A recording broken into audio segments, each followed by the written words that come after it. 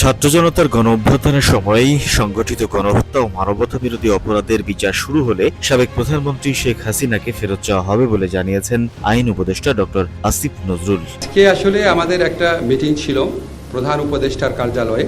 বৃহস্পতিবার সন্ধ্যায় রাজধানীর ফরেন সার্ভিস একাডেমিতে এক সংবাদ সম্মেলনে সাংবাদিকদের প্রশ্নের জবাবে তিনি একথা বলেন। আসিফ নজরুল বলেন, আগামী 1 অক্টোবর থেকে শুরু করে 31 ডিসেম্বরের মধ্যে রাষ্ট্র সংস্কারের 6টি কমিটি সংস্কার সংক্রান্ত প্রতিবেদন জমা দেবে। সুষ্ঠু নির্বাচন অনুষ্ঠান ছাড়াও প্রয়োজনীয় রাষ্ট্র সংস্কারের প্রাধান্য দেবে কমিটি।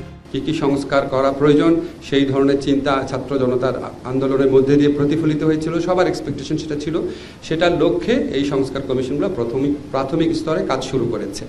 প্রধানমন্ত্রীর পদ থেকে পদত্যাগ করে ভারতে পালিয়ে যাওয়া শেখ হাসিনার বিরুদ্ধে শতাধিক মামলা হয়েছে। এসব মামলায় বিচারের জন্য তাকে ফিরিয়ে আনা হবে কিনা জানতে চাইলে আইন উপদেষ্টা বলেন, ভারত সরকারের কাছে সাবেক প্রধানমন্ত্রী শেখ হাসিনাকে ফেরত চাওয়া হবে।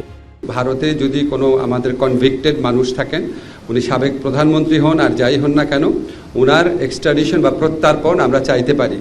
ঢাকা বিশ্ববিদ্যালয়ের ফজলুল হক মুসলিম হলে চোর সন্দেহে তোফাজ্জল নামে এক যুবককে পিটিয়ে হত্যার ঘটনায় আসিফ নজরুল বলেন, ঢাবির ঘটনায় মর্মাহত। মব জাস্টিস এড়াতে যত রকম পদক্ষেপ নেওয়া দরকার নেওয়া হবে। বিচার বহির্ভূত হত্যাকাণ্ড সহ্য করা হবে না। এর মধ্যে জড়িত কাউকে ছাড় দেওয়া হবে না বলেও হুঁশিয়ারি দেন তিনি। এখানে কোনো রকম মব জাস্টিস, কোনো রকম আইন নিজের হাতে তুলে নেওয়া, গণপিটুনি দেওয়া, এগুলি কোনোভাবেই অ্যাকসেপ্ট করা হবে না। The news Bangladesh, national desk. Police প্রশাসন, বিচার প্রশাসন সংস্কার কমিশন।